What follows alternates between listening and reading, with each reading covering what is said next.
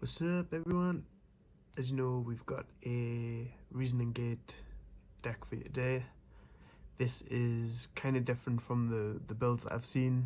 I tend to play this quite a bit differently to how most people do, so you'll see that in a sec.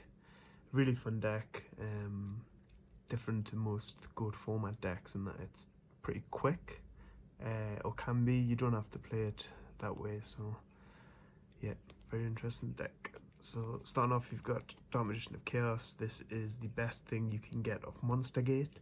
Unfortunately, you never get this off Reasoning because everyone calls 8, which is correct in my opinion. But still, the fact that you can get this off Monster Gate is nuts.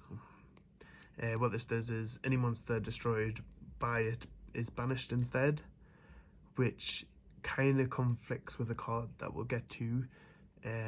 But for the most part is amazing because it gets around Sangan and stuff like that.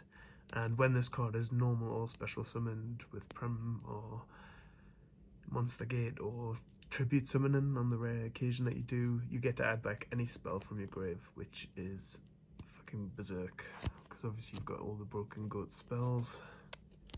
We run BLS obviously, and only 2 Chaos Sorcerer.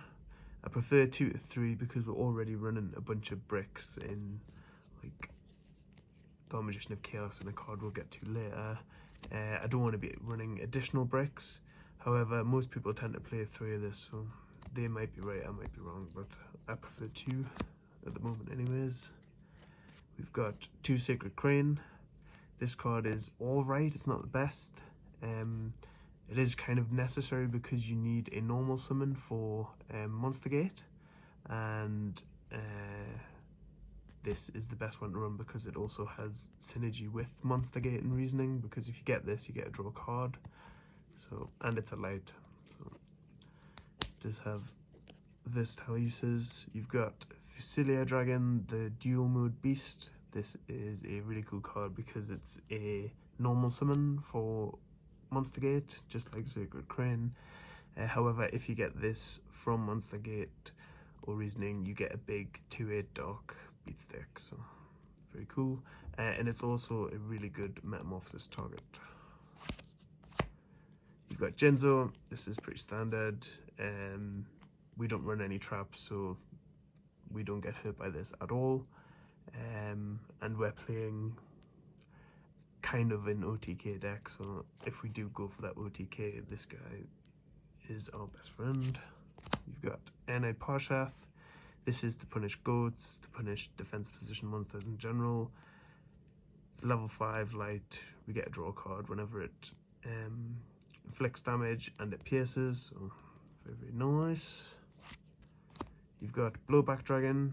I used to think that this card was trash, even in this deck, but then it got used against me, and then I realized it could blow up potentially Mirror Force, so it's kind of a must in this deck. It's a dark level 6, which is very nice. I try to use as many level 5 and 6s as possible because they're the easiest to get out of our hand in bad situations where we draw a lot of monsters, so yeah, very, very good. You've got Vampire Lord, same kind of reasoning, level 5, so we can plunk him out with 1 tribute. If this is destroyed by a card effect, it gets revived during the next standby phase, I believe. You can push from the field during your next standby phase. Alright, so that's even better. Really cool card, 2k attack, dark, very nice.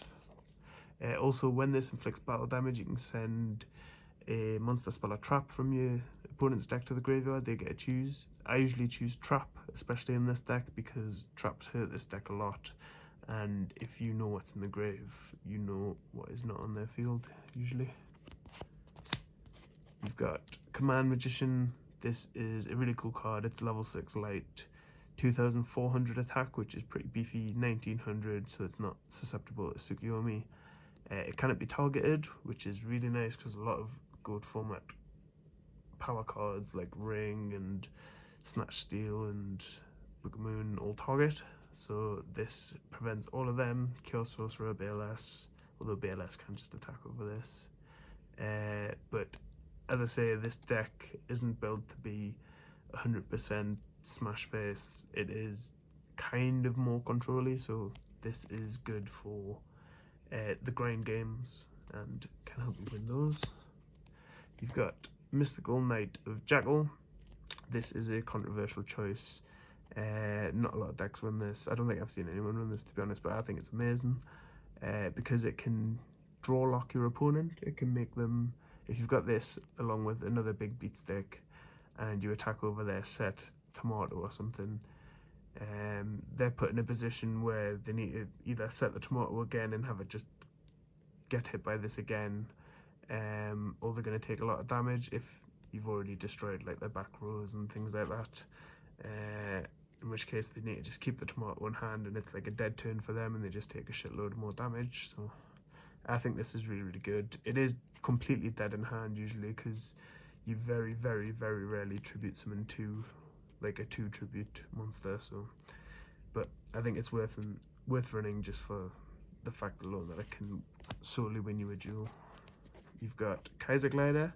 This is a 2/4k attack dragon, which is really important because it's easy to get out of your hand with a card we'll get to later. When it's destroyed, you can bounce any monster on the field. So you can bounce your own BLS, you can bounce your own Chaos Sorcerer, you can bounce your opponent's Thousand Eyes Restrict. So really, really cool, really versatile card. You've got triple Monster Gate, obviously, and triple Reasoning. Sucks that you never get Demog off this, but never mind. You've got 2-Dimension Fusion. Again, same reasoning as Chaos Sorcerer. I didn't want to be running 3 of these in order to minimize the amount of times that I draw them dead. So 2's been working really, really nice. As I say, this is a bit of a slower paced Reasoning Gate deck. So you've got triple Scapegoat and triple Metamorphosis.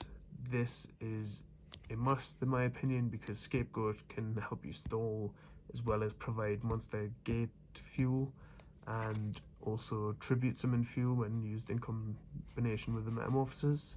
So really, really good engine. Next, we don't play Giant Trunade because, as I say, this is more of a slower paced Reasoning Gate deck. So what I decided to run instead is 1 copy of Nobleman of Extermination, which banishes a trap, and if we own that trap in our deck, it banishes it as well, similar to Knock. However, we don't run any traps, so we don't care about that. Really good against like Book of Moon, or if you think your opponent's got Compulse or anything like that. So really good, but can also be useful in longer games. Obviously, it's just a 1-for-1 spell trap removal. You've got My Body as a Shield. This is for when we want to go for that big push.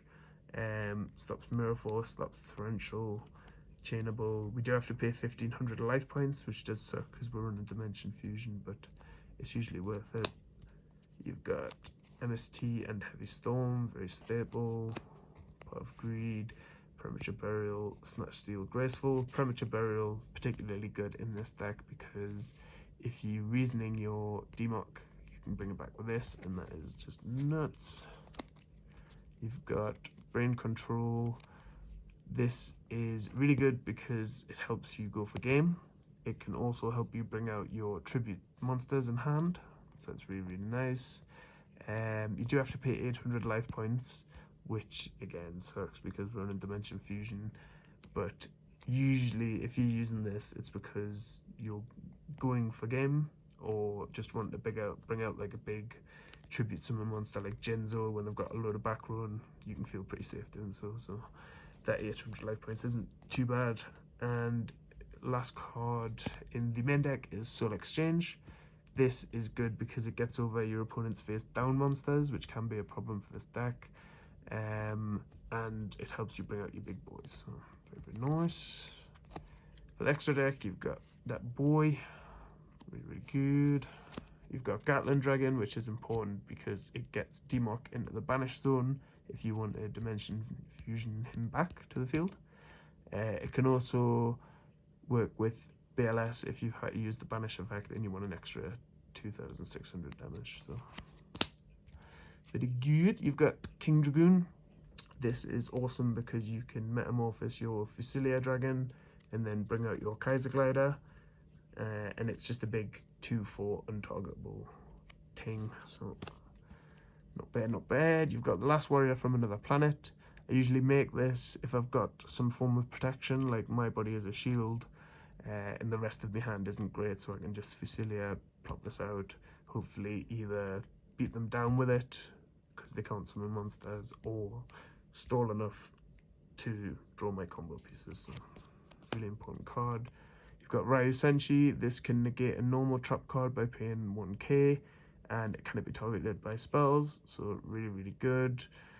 Better than most of the level 6s that you run in your main deck, so if you can make this, you usually do so. You've got Darkfire. This puts a light in the grave with Sacred Crane, so really important. You've got Fiend Skull Dragon. This can negate the effect of a trap card that targets it. Also, it can negate all flip effects, so very good. You've got Dark Bolt of the Terrible. This negates the effect of a normal spell by paying 1,000 life points, I do believe. Yep.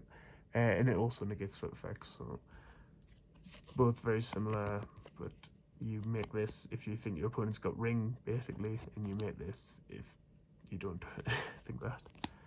You've got Reaper on the Nightmare. Can attack directly, so it can poke for game for 800, and when it inflicts damage, it makes you discard a card, makes your opponent discard a card, so that's really, really good for if you're going for the advantage game. And this is it if you think your opponent has limiter removal, so it doesn't come up too often. So that's the deck. Thanks very much for watching. I hope you enjoyed. It's a really cool deck. I feel like it deserves more recognition than it has. That's just my opinion. Let me know what you think. Take care. Bye.